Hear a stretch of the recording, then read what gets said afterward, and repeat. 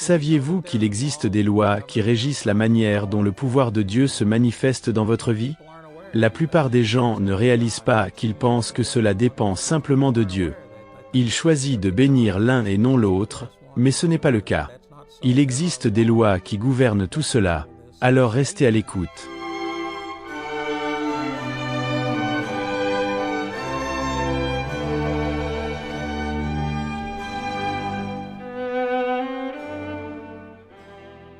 Bienvenue à un autre programme Charis Daily. Je suis Andrew Womack, et tout au long de ce mois, tous les instructeurs ici au Charis Bible College, nous avons enseigné des études bibliques sur Dieu. Sur le fait qu'il est de la volonté de Dieu que vous alliez bien. Et si vous avez manqué l'un de ces programmes, je vous encourage à consulter nos archives, car nous avons des personnes. Barry Bennett est une personne qui était en fait à seulement 1 heure ou 2 de la mort, et il a pu se rétablir. Greg Moore a enseigné, et Greg Moore a été guéri de sepsis. J'étais en fait impliqué dans la prière avec lui. Je n'étais pas celui qui est allé lui imposer les mains, mais nous avons prié pour lui, et nous avons eu des personnes de notre école biblique à Jacksonville qui sont allées prier. Et je veux dire, il a été élevé avec juste 1 ou 2 heures à vivre, et bien sûr, j'ai vu mon fils ressusciter après avoir été mort pendant plus de 4 heures. Et donc, les personnes qui ont partagé avec vous sont des personnes qui n'ont pas seulement une théorie sur la guérison, mais des personnes qui l'ont vécu.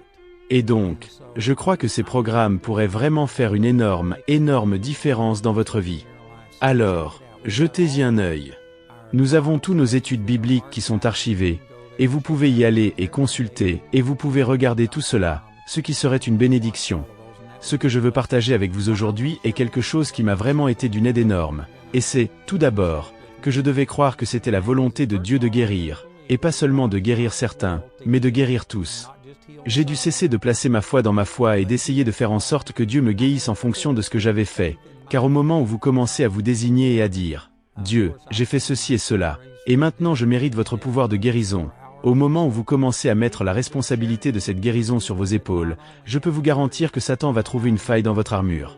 Il va trouver quelque chose que vous n'avez pas fait correctement, et si vous attendez d'avoir tout parfaitement fait, et que vous pensez devoir faire tout juste avant que Dieu puisse vous guérir, vous ne serez jamais guéri. Vous devez commencer à mettre votre foi en ce que Dieu a fait pour vous, mettre votre foi dans la grâce de Dieu au lieu de mettre votre foi dans vos efforts. Ce sont donc 2 principaux obstacles que j'ai surmontés.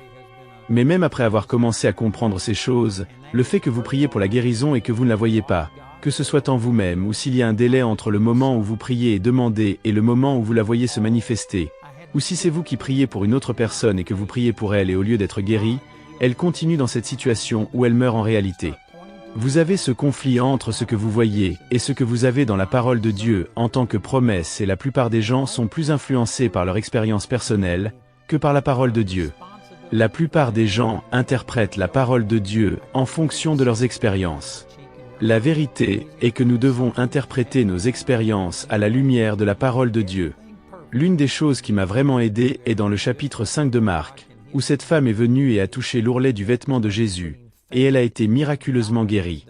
Et il y a un certain nombre de choses ici qui m'ont vraiment aidé à comprendre et à appliquer la guérison à moi-même. Alors, laissez-moi vous lire cela. Dans le livre de Marc, chapitre 5, et au verset 25, il est dit, « Il y avait une certaine femme qui souffrait d'une perte de sang depuis 12 ans, et avait souffert beaucoup de la part de nombreux médecins et avait dépensé tout ce qu'elle avait, et n'avait rien gagné, mais au contraire s'aggravait. Quand elle entendit parler de Jésus, elle vint dans la foule derrière lui et toucha son vêtement, car elle disait, « Si je puis toucher seulement ses vêtements, je serai guérie. » Et aussitôt la source de son sang se tarit, et elle sentit dans son corps qu'elle était guérie de ce fléau. Et Jésus, sachant immédiatement en lui-même que la vertu était sortie de lui, se retourna au milieu de la foule et dit, « Qui a touché mes vêtements ?» Et ses disciples lui dirent, « Tu vois la multitude qui te presse et tu dis qui m'a touché ?» Et il se retourna pour voir celle qui avait fait cela. Mais la femme, craignant et tremblante, sachant ce qui était arrivé en elle, vint et se jeta à ses pieds et lui raconta toute la vérité. Et il lui dit, « Fille, ta foi t'a guérie, va en paix, et vois, je joue. » Maintenant, il y a beaucoup de choses ici. Et encore une fois, en raison de la longueur de ce programme, je ne vais pas être en mesure de les couvrir tous en profondeur. C'est la raison pour laquelle j'offre ce livre qui contiendra un enseignement plus approfondi à ce sujet, et j'irai beaucoup plus en détail, et je vous encourage à en tirer parti, s'il vous plaît. Je fais cela comme une offre gratuite pour les gens. Mais laissez-moi revenir en arrière, et vous montrer certaines choses. Et ce que je veux essayer de faire passer, c'est qu'il existe des lois qui régissent la guérison. Maintenant, il est vraiment important que vous compreniez cela. La plupart des gens voient Dieu comme une personne qui, si elle le voulait, pourrait simplement vous guérir. J'ai eu tant de personnes qui sont venues me parler de quelqu'un pour qui elles ont prié et qui est mort, et elles ont dit, nous ne comprenons tout simplement pas cela. Si Dieu le voulait, il aurait pu le guérir. Savez-vous que ce n'est pas vrai? Dieu a établi des lois tout comme il y a des lois physiques telles que, vous savez, lorsque vous laissez tomber quelque chose. Si je devais prendre cette Bible et la lâcher, je vous garantis qu'elle va tomber à cause de la loi de la gravité. Si la gravité fonctionnait ici, mais qu'elle ne fonctionnait pas de l'autre côté du monde, ce ne serait pas une loi, ce serait un phénomène, ce serait une exception.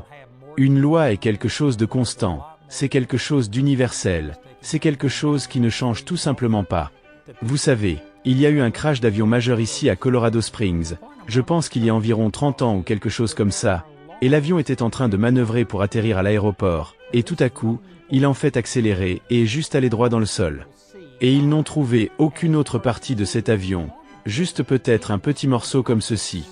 La chose a été complètement anéantie. Et ils ont fait appel à la TSA, qui a effectué cette évaluation pendant des années. Et enfin, ils sont simplement venus et ont dit qu'ils ne savaient pas ce qui avait causé cela.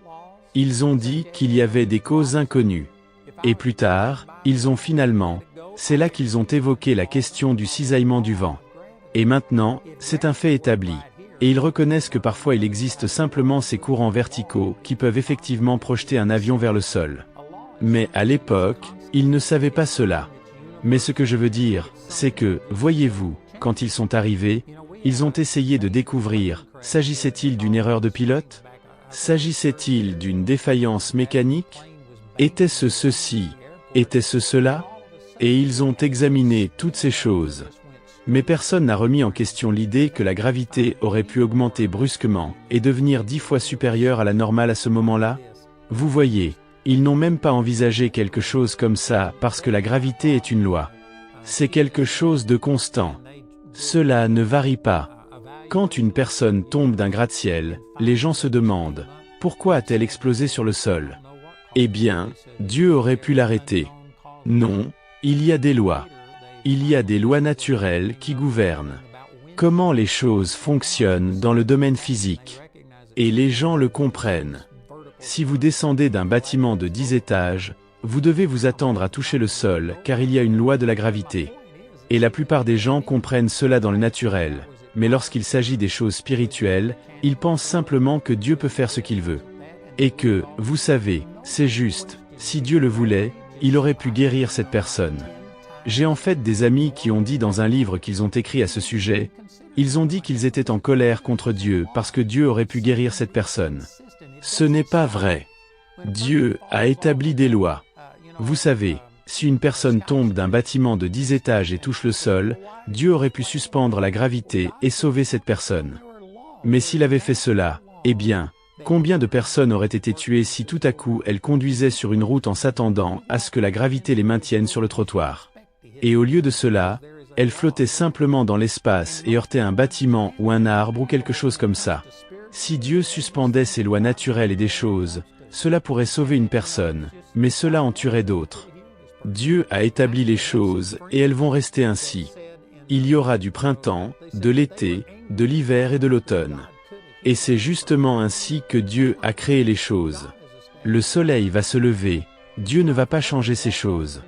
Et dans le domaine spirituel, il existe également des lois qui gouvernent la manière dont la puissance de Dieu circule.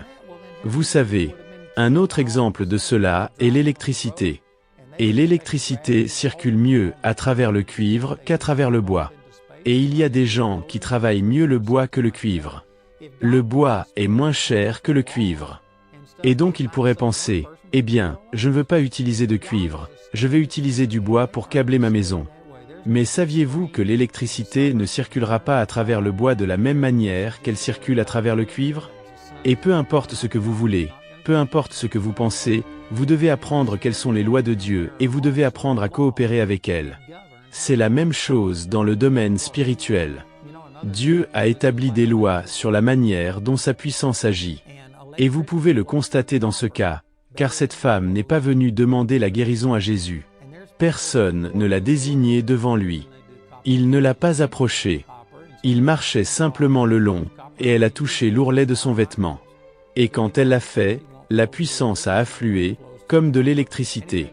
Vous savez, la compagnie d'électricité ne sélectionne pas une personne en particulier. S'ils saisissent un fil sous tension et s'ils sont à la terre, l'entreprise d'électricité ne les cible pas et n'envoie pas cette électricité pour les électrocuter et éventuellement les tuer. Il existe simplement des lois qui régissent le fonctionnement de l'électricité. Il existe des lois qui régissent la manière dont le pouvoir de guérison de Dieu se manifeste.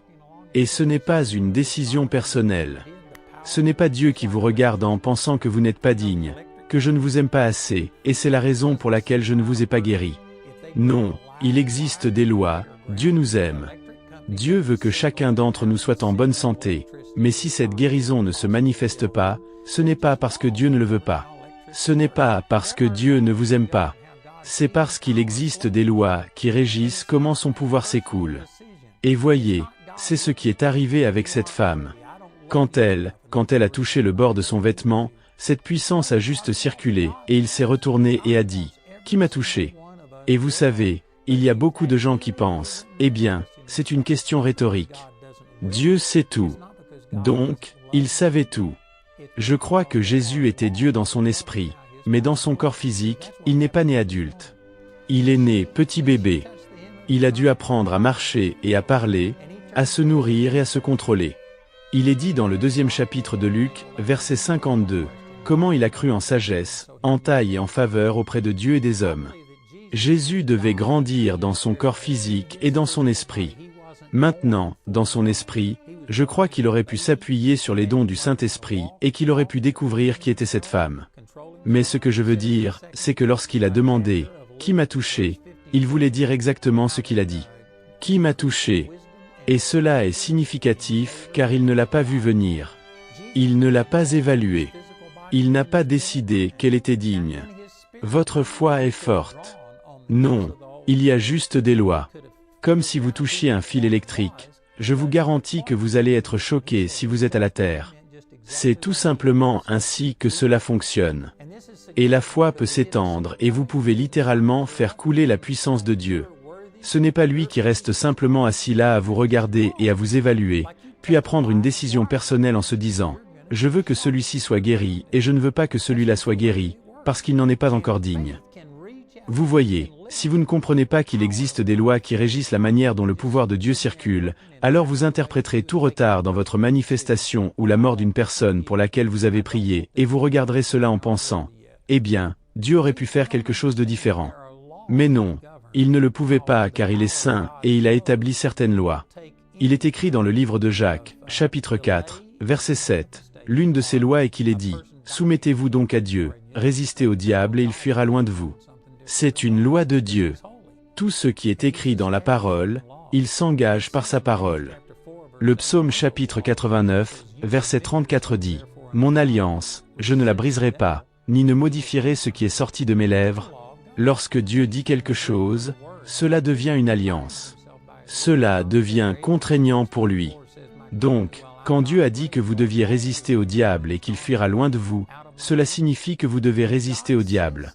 Le mot résister signifie lutter activement contre.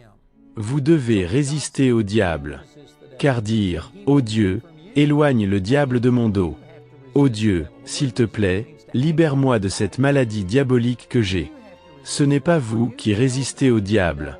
C'est vous qui demandez à Dieu de résister au diable pour vous.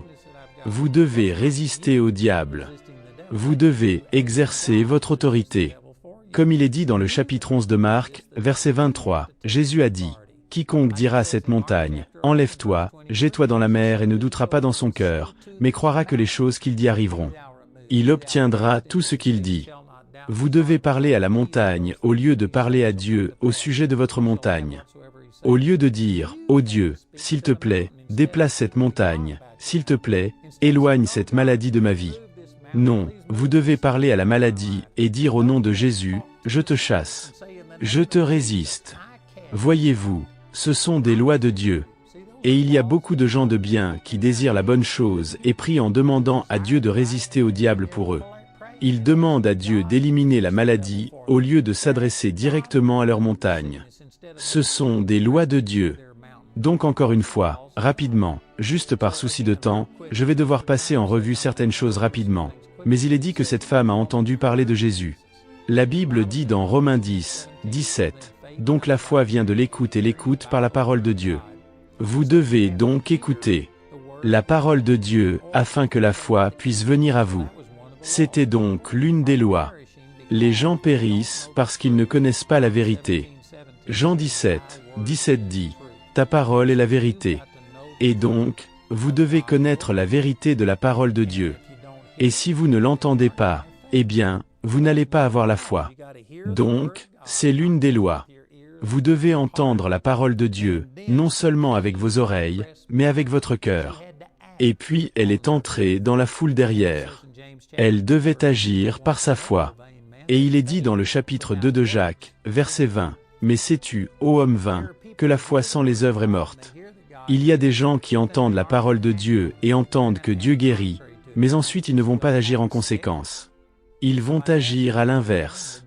Ils vont continuer à se comporter comme s'ils étaient malades. Si quelqu'un leur demande comment ils vont simplement continuer à dire, « Eh bien, le médecin dit que je meurs. » Mais cette femme, elle a entendu, elle a agi, et elle a dit, « Remarquez cette prochaine chose ici. » Il est dit que lorsqu'elle avait entendu parler de lui, elle est venue dans la foule derrière lui et a touché son vêtement. Car elle disait, « Si je peux seulement toucher ses vêtements, je serai guéri. » Garçon, voici l'une des lois de Dieu qui a vraiment fait une différence dans ma vie. Et c'est que la foi est activée par la voix. Saviez-vous que lorsque Dieu créa les cieux et la terre, Dieu dit, que la lumière soit, comme Dieu dit, que la terre produise. Dieu dit, faisons l'homme. Chaque fois que Dieu a libéré sa puissance, Dieu a exprimé sa foi. Dans le psaume chapitre 91, il est dit, celui qui demeure dans le lieu secret du Très-Haut reposera à l'ombre du Tout-Puissant. Et puis le verset 2 dit, je dirai de l'Éternel. Ensuite, il énumère toutes ses promesses dans le reste du psaume 91 concernant aucune peste ne s'approchera de notre demeure. Seulement de nos yeux nous verrons la récompense des méchants, et ainsi de suite. Mais tous dépendent de votre demeure. Dans le lieu secret, c'est-à-dire avoir une relation avec le Seigneur et dire du Seigneur. La foi est activée par la voix. Cette femme a dit, si je peux toucher juste l'ourlet de son vêtement, je serai guéri. Et je pourrais littéralement passer probablement une semaine à parler de l'importance des mots, à partir de ces programmes de 30 minutes. La mort et la vie sont au pouvoir de la langue. Proverbe 18, 21 le dit, et ceux qui l'aiment t'en mangeront le fruit. Tu as la mort et la vie dans ta langue. Un homme est venu me voir une fois, et il m'a dit, je connais toutes les choses que tu enseignes. Je t'ai entendu parler de cela. Et je comprends que c'est la volonté de Dieu de guérir, mais je n'ai tout simplement aucun pouvoir. Et homme, je lui ai immédiatement référé au psaume. Chapitre 18 verset, ou Proverbe 18, 21, la mort et la vie sont dans la puissance de la langue. J'ai dit, vous avez le pouvoir dans votre langue. Et ici même, vous utilisez ce pouvoir pour le mal au lieu du bien. Vous dites que vous n'avez aucun pouvoir alors que la Bible dit que la foi est la victoire qui surmonte le monde, et ainsi de suite. Et donc j'ai dit, vous utilisez le pouvoir de manière négative en confessant ces choses négatives. Les gens ne se rendent pas compte de cela, mais vous savez, ils iront chez le médecin et ensuite les amis vous demanderont, alors que vous a dit le médecin ? Et vous rapporterez simplement ce que le médecin dit que, vous savez, je suis en train de mourir. Il ne me reste que 6 mois à vivre. Et vous ne comprenez pas, mais vous êtes suspendu par votre langue. Nous devons commencer à exprimer ce que la parole de Dieu dit de nous. Nous devons commencer à parler de ce que nous croyons. Et encore une fois, je pourrais probablement passer une semaine ou plus à essayer de mettre cela dans sa juste perspective. Car je ne dis pas que vous devez rester là et simplement mentir en disant que je n'ai pas de problème. Il n'y a rien de mal à moi lorsque la vérité est que votre corps fait mal. Vous pourriez avoir un cancer, vous pourriez n'avoir que 6 mois à vivre. Je ne dis pas que vous devez nier que vous avez un problème, mais vous devez contrer ces choses négatives par la vérité positive de ce que dit la parole de Dieu.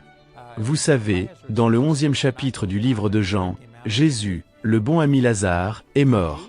Et on lui a envoyé des messagers lui demandant de venir prier pour Lazare afin qu'il ne meure pas.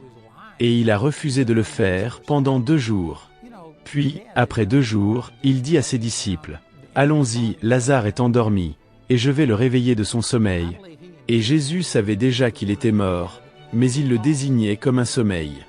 Ce n'est pas parce qu'il mentait à propos de la chose, mais de son point de vue, vous savez, la mort n'est rien de plus que de simplement s'allonger dans ce corps et se réveiller au paradis. Je crois qu'il n'a pas voulu utiliser le mot mort parce que pour les humains, pour des êtres humains pécheurs, rongés par l'incrédulité, la mort est simplement finale et cela aurait blessé la foi des disciples. C'est pourquoi il a fait référence à cela comme un sommeil.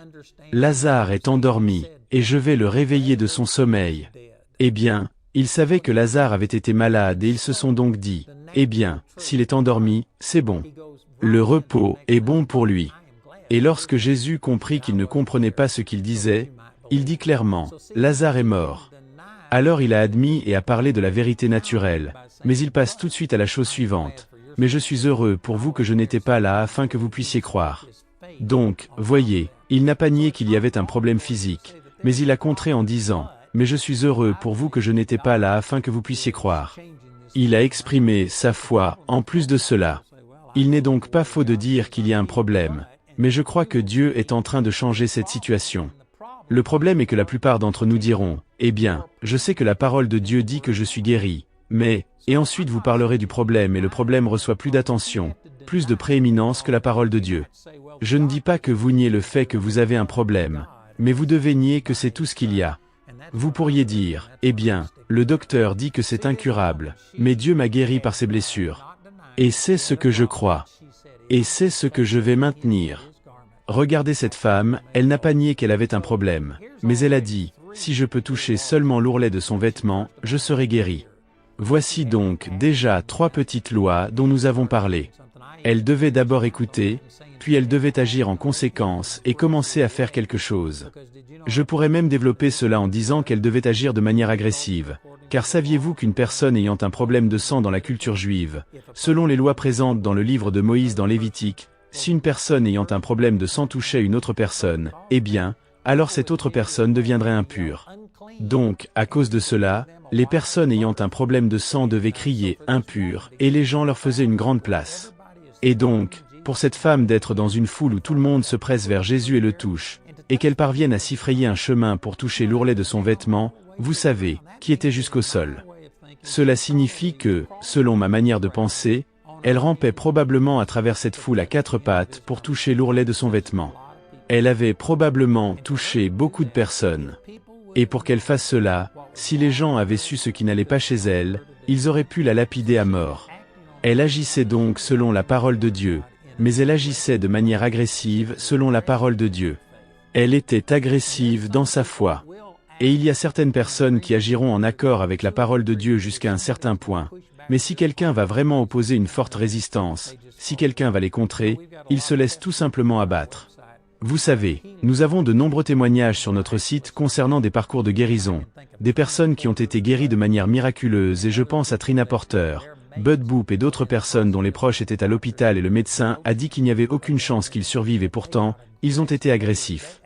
Bud a en fait dit au médecin que s'il voulait dire quoi que ce soit sur sa femme, il devait quitter cette pièce, sortir d'ici et le dire dans le couloir et il diffusait de la musique chrétienne, un enseignement chrétien dans cette pièce, ils avaient des affiches.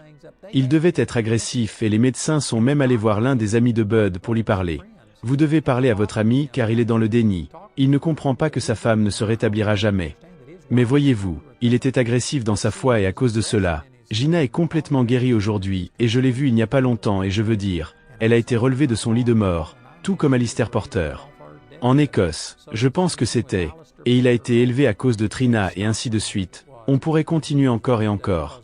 Vous devez avoir une foi agressive. Vous ne pouvez pas être passif. La Bible dit dans le chapitre 11 de Matthieu, je pense que c'est vers les versets 11 ou 12, elle dit, depuis les jours de Jean-Baptiste, le royaume des cieux est prêché, et le royaume des cieux souffre de violence, et les violents s'en emparent par la force. Ce dont il s'agit, c'est que vous devez être violent.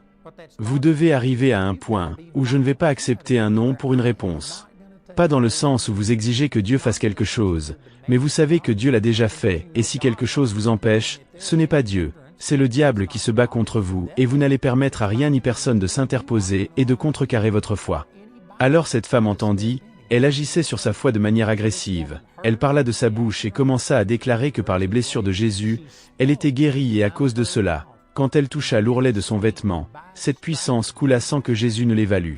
Ce n'était pas lui qui a dit, « Tout va bien, tu es digne, je vais laisser cette puissance s'écouler. » Non, il y a juste des lois qui le régissent, et quand tu te mets d'accord et commences à coopérer avec les lois que Dieu a établies, je te garantis que la puissance surnaturelle de Dieu s'écoulera dans ta vie. Et je n'ai parlé que de 3 ou 4, si vous incluez le fait de parler à votre montagne et de résister au diable selon Jacques 4-7, eh bien alors peut-être 5 de ces lois. Je pourrais probablement nommer une centaine de lois, des choses qui permettent à la puissance de Dieu de circuler, et je n'ai abordé ici que très peu d'entre elles dans ce programme. Mais je vous promets que la parole de Dieu a une réponse. Tout ce que vous devez savoir se trouve dans ce livre. Chaque loi concernant la façon dont la puissance de Dieu circule, comment vous pouvez la recevoir et comment vous pouvez l'activer, est dans ce livre. Savez-vous que les gens auraient pu piloter des avions il y a 2000 ans, mais qu'ils ne comprenaient pas les lois qui le régissaient? Ce n'est pas que, vous savez, l'aérodynamique soit apparue seulement au cours des 100 dernières années. Non, elle a été là. Elle est présente depuis le début de la création. La loi de l'électricité est là depuis le début de la création, mais les gens ne comprenaient pas les lois. Ils ne savaient pas comment tirer parti de ce que Dieu avait créé. De même, le corps du Christ dans son ensemble est ignorant des lois qui régissent la manière dont la puissance de Dieu s'écoule. Et c'est la raison pour laquelle nous avons ces études bibliques quotidiennes, pour pouvoir partager la parole de Dieu avec vous et vous aider à comprendre. Donc encore une fois, je vous propose mon livre. C'est une offre gratuite pour vous, et cela est particulièrement destiné à ceux d'entre vous qui regardent Caris quotidiennement, et nous vous encourageons à appeler. Nous avons un numéro à l'écran. Vous pouvez également aller sur carisdailygtn.com. Et vous pouvez obtenir des informations non seulement à ce sujet, mais aussi sur d'autres produits que nous avons. De plus, je tiens à vous encourager à consulter nos archives qui contiennent tous les différents enseignants et instructeurs de CAR qui ont enseigné ici quotidiennement. Et vous pouvez revenir et les écouter. Et nous le faisons par thème pendant un mois entier. Chacun d'entre nous enseigne sur la guérison et sur différents aspects. Et je crois vraiment que si vous revenez et écoutez cela, et si nécessaire, écoutez-le plus d'une fois. Prenez tout cela, et écoutez-les. Et si vous faites cela, la foi vient de l'écoute et l'écoute vient de la parole de Dieu. Et je crois que cela libérera la puissance surnaturelle de Dieu dans votre vie. C'est aussi simple que d'étendre la main et de faire cette connexion. Et le pouvoir de Dieu coulera tout comme il a fait pour cette femme souffrant d'une perte de sang. Mon ami, c'est une bonne nouvelle. Dieu n'est pas partial. Il vous aime et Dieu veut que vous soyez en bonne santé, et nous voulons que vous soyez en bonne santé. Veuillez appeler ce numéro. Vous pouvez recevoir des prières 24 heures sur 24, 7 jours sur 7, et nous serions ravis de prier avec vous et de vous aider de toutes les manières possibles. Et veuillez également profiter de cette offre gratuite que je propose ainsi que de toutes les autres choses sur, et rejoignez-nous à nouveau demain. Nous le faisons 7 jours sur 7, notre Caris Daily, où nous enseignons par la parole de Dieu, des vérités qui vous libéreront. Que Dieu vous bénisse. Merci de vous être joints à nous. Rejoignez-nous à nouveau demain, pour un autre Caris Daily. Merci pour votre générosité.